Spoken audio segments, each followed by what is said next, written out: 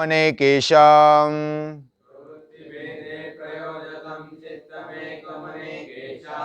प्रवृत्तिभेदे प्रयोजकं चित्तमेकम् अनेकेषाम्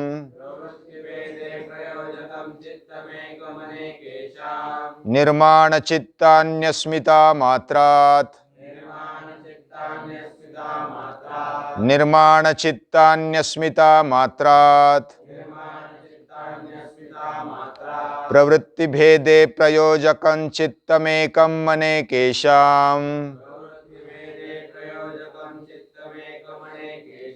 प्रवृत्तिभेदे प्रयोजकं चित्तमेकमनेकेषाम् प्रवृत्तिभेदे प्रयोजकं चित्तमेकमनेकेषाम्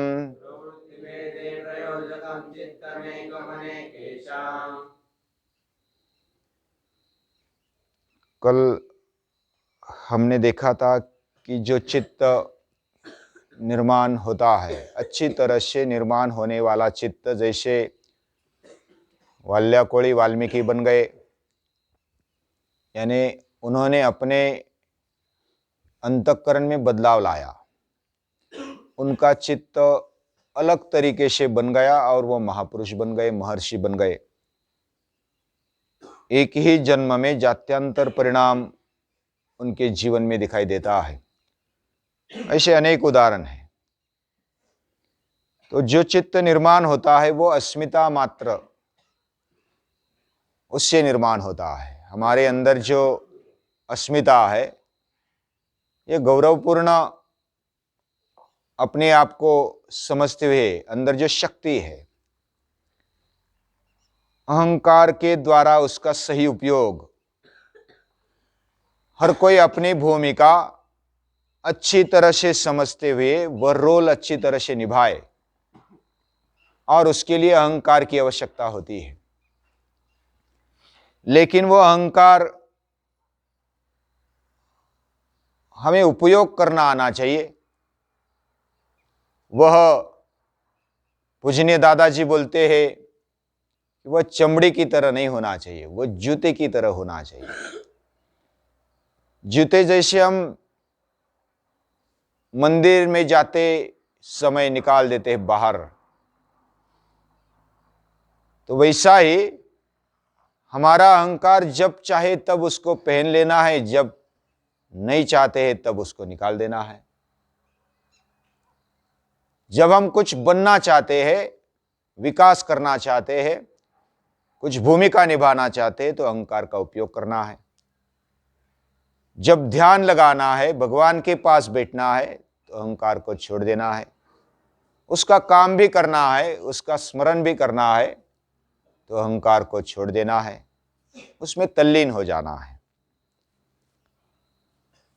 तो अगर ऐसा होता है तो हमारा चित्त अच्छा बनता है। और ऐसे अलग अलग शरीर निर्माण करने की क्षमता रखने वाले योगी वह चित्त भी निर्माण करते हैं, और वह अलग अलग शरीर और चित्त के द्वारा भोग को समाप्त कर देते हैं। और जो भोग समाप्त होने पर, उनका उपशम होने पर, वह एकाग्र होने में उनके लिए मदद रूप होता है, इसलिए वो भोग भोगते हैं। भोग यानी केवल मौज मजा करना ऐसा नहीं है। भोग अलग अलग प्रकार के होते हैं। जैसे व्याधि विकार है, बुढ़ापा है, या तो अन्य शरीर के धर्म है, उसके कारण कुछ भोग हमारे जीवन में आते हैं। विपाको जात्यायुर्भोगाः, विपाक से, कर्मफल से हमारे जीवन में जन्म, आयुष्य और भोग आ जाते हैं। उनको जितना जल्दी उपशम किया जाए, शांत किया जाए, उतना हम एकाग्र हो पाते हैं। जो योगी है वो एकाग्र हो पाते हैं। तो इसके लिए वो उसको भोग लेते हैं, लेकिन उसमें अपेक्षा नहीं रहते, फिर वह संसार चक्र में नहीं अटकते। इतना निर्लेप भाव से, निष्काम भाव से उसको समाप्त कर देते हैं। अभी उन्होंने जो अलग अलग चित्त निर्माण किए, इधर ऐसा प्रश्न खड़ा होता है कि वह चित्त अगर अपने अपने मन का कुछ करने लगे, हाँ, वो मनमानी करने लगे तो क्या होगा? फिर तो और संसार चक्र में अटक जाएंगे। लेकिन वहां तक पहुंचने वाले योगी वो तो इंद्रिय जय उन्होंने प्राप्त किया होता है और भूत जय प्राप्त किया होता है।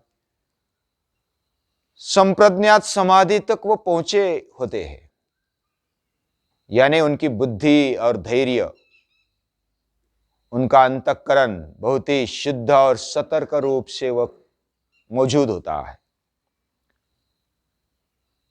इस स्टेज पर वह एक चित्त बाकी चित्तों का प्रेरक बनाकर वो काम कर लेते हैं। यानी एक उनका जो ओरिजिनल चित्त होता है, मूल स्वभाव, वह मूल चित्त, मूल अंतःकरण बाकी के चित्त को वो कंट्रोल कर लेता है, उनको वो प्रेरक बनता है। प्रवृत्ति में, चित्त की प्रवृत्ति में भेद होने के बावजूद भी, प्रवृत्ति भेदे प्रयोजकम, उसका प्रयोजक, उसका प्रेरक, वह चित्तम एकम, वो एक चित्त होता है उनका। अनेकेशाम, अनेकों में, अनेक शरीर में जो चित्त उन्होंने डाल दिया होता है, वह प्रेरक होता है, वो एक चित्त होता है, मूल चित्त। और वह प्रवृत्ति भेद होने के बावजूद भी वो एक ही प्रेरणा से चलता है। जैसे उदाहरण हम अगर लेंगे तो समझ में आ जाएगा कि समझो एक आध महापुरुष है, बड़ा संत है,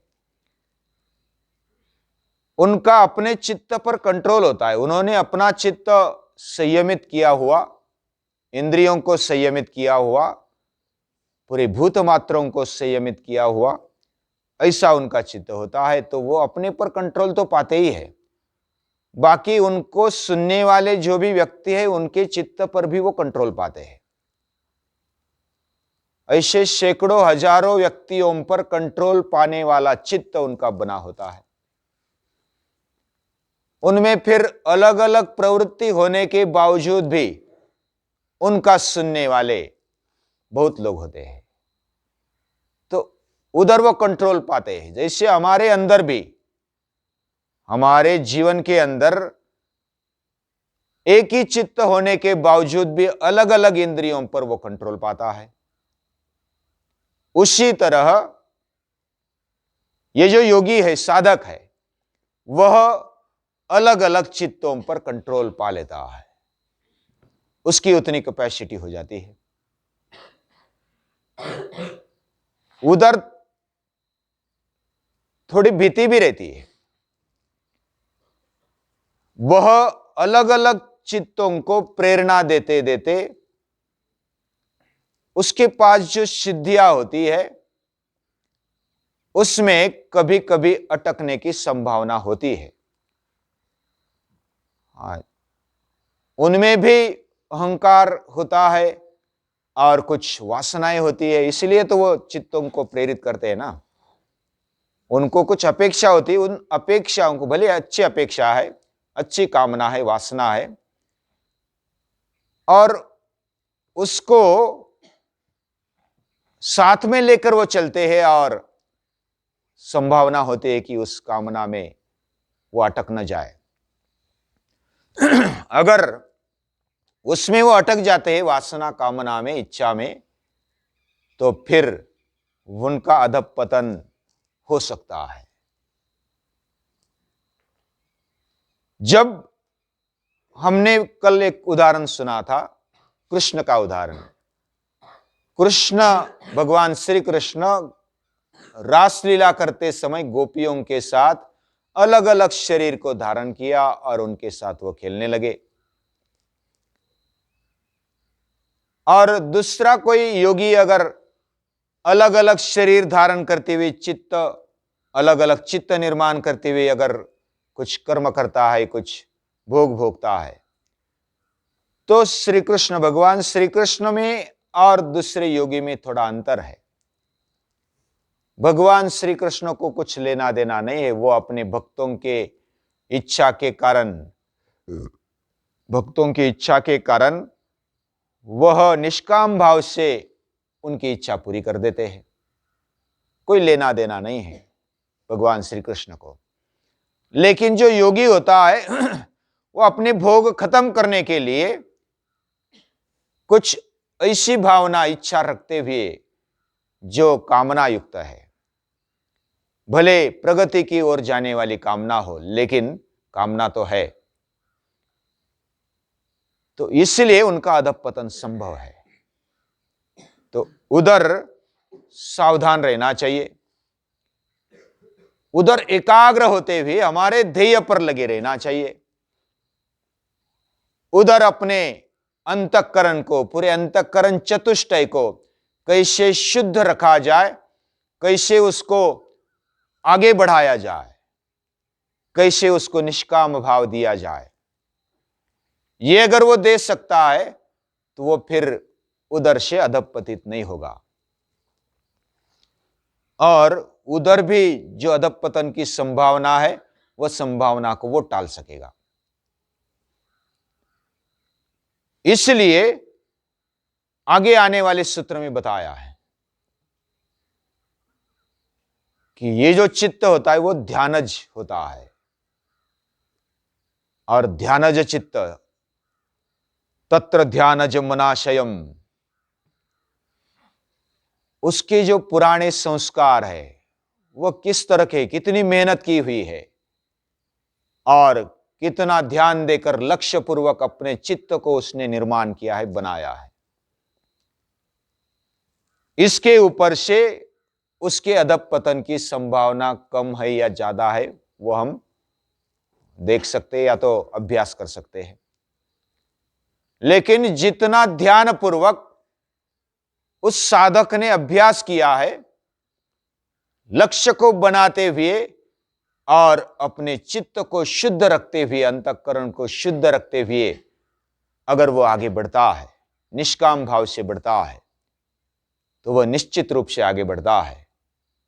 और वो ध्यानज चित्त वो कैसा होता है वो हम कल देखेंगे, क्योंकि ध्यान की जो प्रक्रिया है वो थोड़ी समझनी चाहिए, वो लंबी है, और इसको अगर हम समझेंगे तो हमारे चित्त को और चित्त के साथ साथ हमारे पूरे इंद्रियों को, जीवन को कंट्रोल करने की शक्ति हमारे अंदर आ जाती है। तो इधर सावधानी की आवश्यकता होती है, यानी सतर्क रहना और सावधान रहना यह आवश्यक होता है। और जो ये सावधान रहता है वो आगे बढ़ता है, वो और कल देखेंगे। तब तक रुकते हैं।